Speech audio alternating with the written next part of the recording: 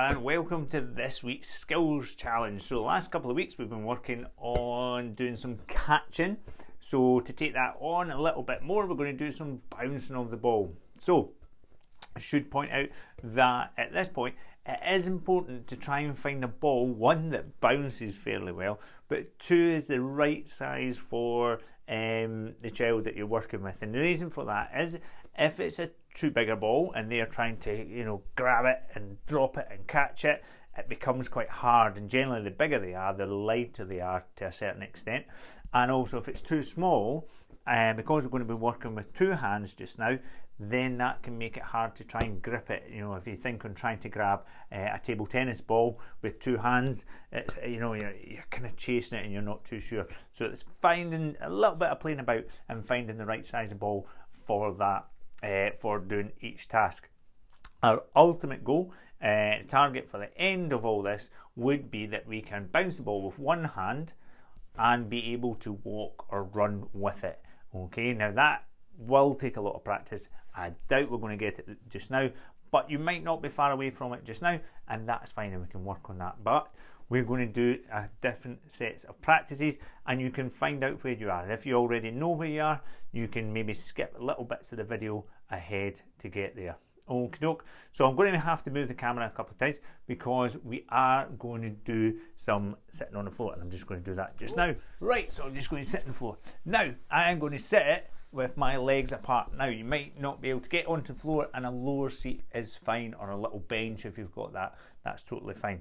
So what we're going to do is just simply drop and catch, drop and catch, drop and catch.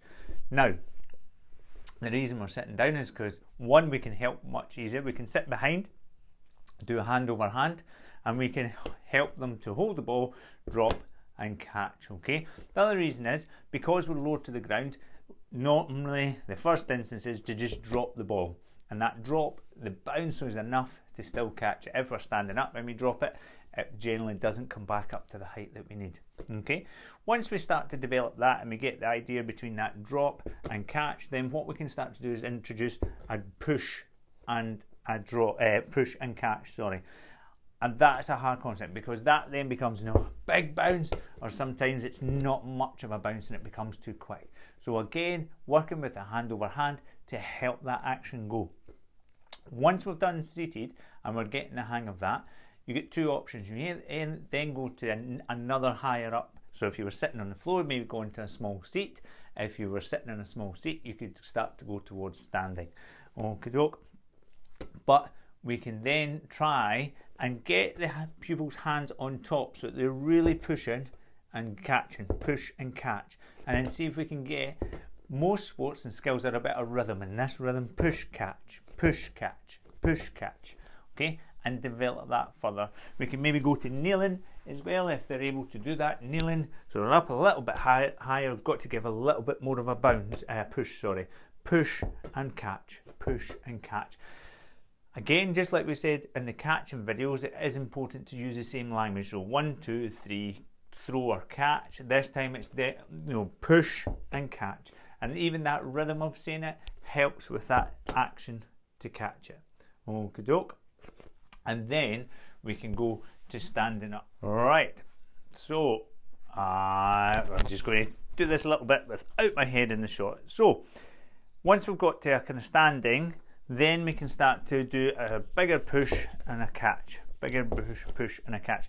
Now, as we get better at that, we then want to try and concentrate on where we're going to push the ball, because that's important when we move on to being able to walk or run with the ball. We want to be able to push it in a different direction. So one of the things you could do is get something on the floor to mark it. Now, I've got a blanket here, and I'm not sure how much you'll see, or maybe just adjust the camera again so you can see.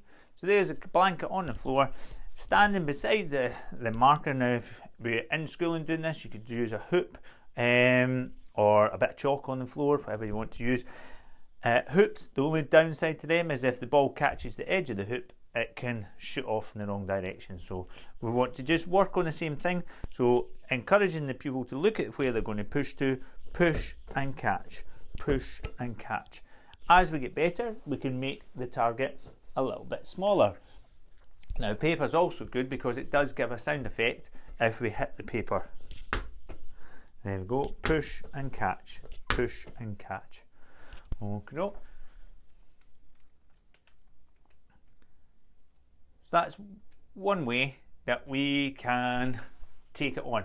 As we get better, we start to change it from doing it very slow to speeding it up. So it's bounce, catch, bounce, catch, bounce, catch. As we get better with the two hands, then do the exact same practices, going all the way back to sitting and do using one hand, and that push and push and push, and encouraging that. So sitting, kneeling, and then gradually getting higher, because they've got to push more as they obviously stand up and get taller. Okie doke. But there's loads of things that you can do with that. As they develop through, then you can start to move on to bounce and then walk. But we'll take that on in the next session in the next week. Okie doke. If you have any questions, please get in touch with me and I will try to help out. I'll look out for your questions and enjoy this week's challenges. Take care for now. Bye.